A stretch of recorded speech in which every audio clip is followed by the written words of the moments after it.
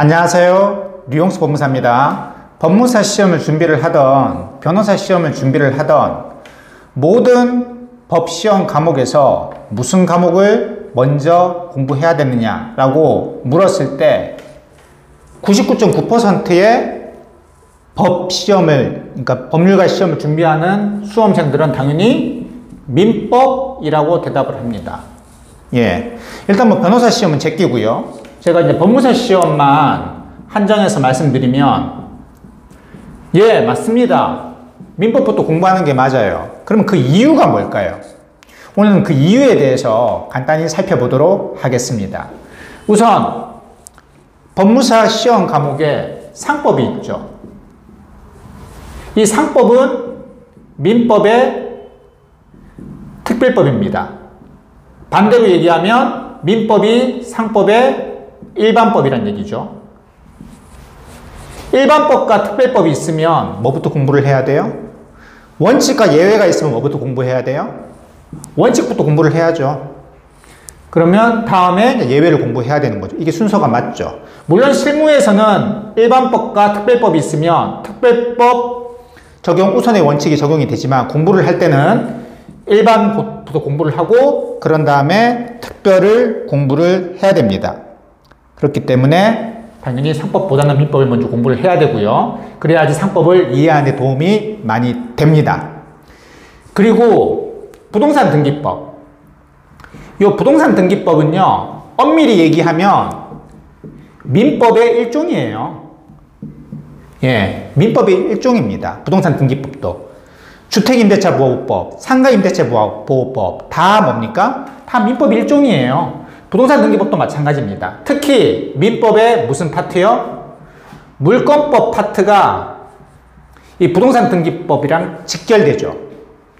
부동산 등기법에 공부를 하는 데 있어서 물권법이 그 전제가 됩니다.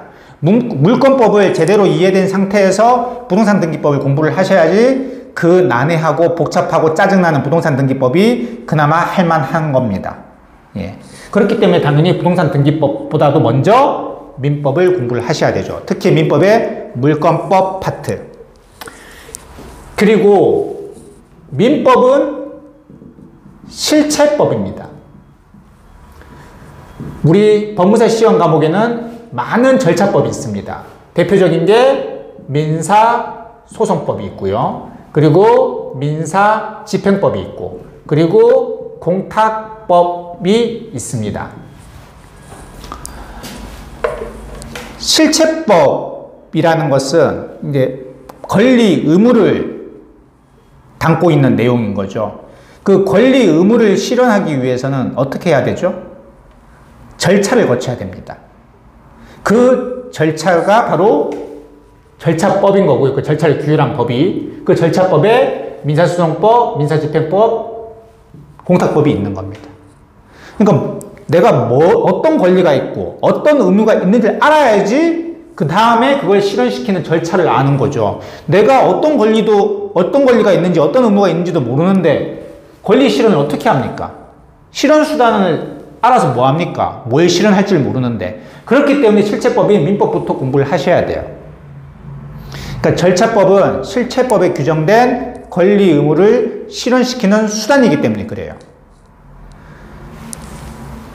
어떤 본질적인 게 있고 그걸 실현시키는 수단이 있다면 당연히 본질적인 것부터 공부를 하셔야 되잖아요. 그렇기 때문에 민사소송법, 민사집행법, 공탁법 전에 민법을 공부를 하셔야 됩니다. 그래서 민법을 먼저 공부하셔야 되는 거예요. 그리고 또 어떤 과목이 있습니까? 민사서류 작성이 있죠. 이 민사서류 작성이라는 것은 그 민법에서 배운 지식을 실무에서 그냥 소장 작성하는 겁니다. 민법 지식 충분하면 서류 작성은 기본적인 서식만, 양식만 알고 있으면 전혀 문제되지 않습니다. 그냥 민법 지식을 서술하는 것 뿐이에요. 양식에 맞게. 민법 잡으면 게임 오버입니다. 그러니까 실제 법무사 시험 과목에서 헌법, 형법, 형사소송법 요 세 과목을 제외하고는 이 민법이 다른 과목에 직간접적으로 영향을 다 끼칩니다.